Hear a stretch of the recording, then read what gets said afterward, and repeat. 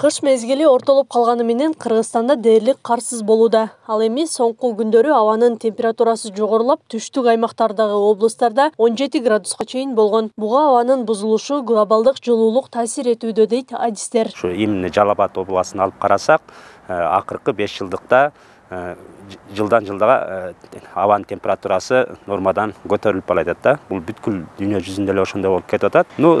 Тоолорду айтсак деле, тоо этектеринде деле айтсак, жаан чачын болуп атат, кар жаап атат, бирок жылдан жылга нормадан аз. Мезгилдик карды топтоо процесси апрель айына чейин уланат. Азыркы учурда жаан-чачындын нормадан аз жаап жатканы керектүү деңгээлде карды топтолбой жатканына себеп болууда. Адис бул өз кезегинде суу тартыштыгын жаратарын билдирет. Нормадан аз жаашы, накопление осадков деп коет, тоолуу райондордо аз болгондо байланыштуу. Кардын запасы аз болгондон кийин жылдан жылга дарыялардагы суулардын дагы көлөмү аз болуп атат. Значит, бул эмнени белгилеп атат? Бул что суулардагы аз болуп, эгин-тегиндеги дагы кургакчылыкка алып келиши мүмкүн.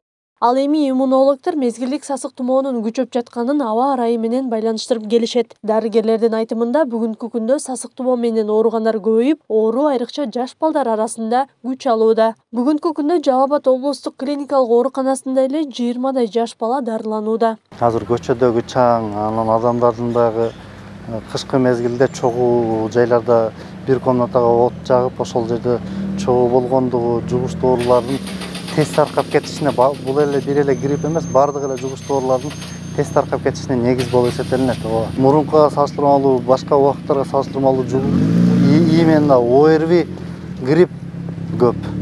Аны таныштын деле кереги жок, өзүңөр деле көрүп аткандарсыңар. Кыргыз гидрометтин маалыматына ылайык 18 январда Чүй, Жалал Абад, Баткен облустарынын көпчүлүк аймактарында, Талас, Ош, Нарын облустарынын кээ бир райондорунда, тоо этектеринде жана тоолуу райондордо кар жаашы күтүлөт. Акылай Карабаева, Замирбек Тойчубаев, Регион.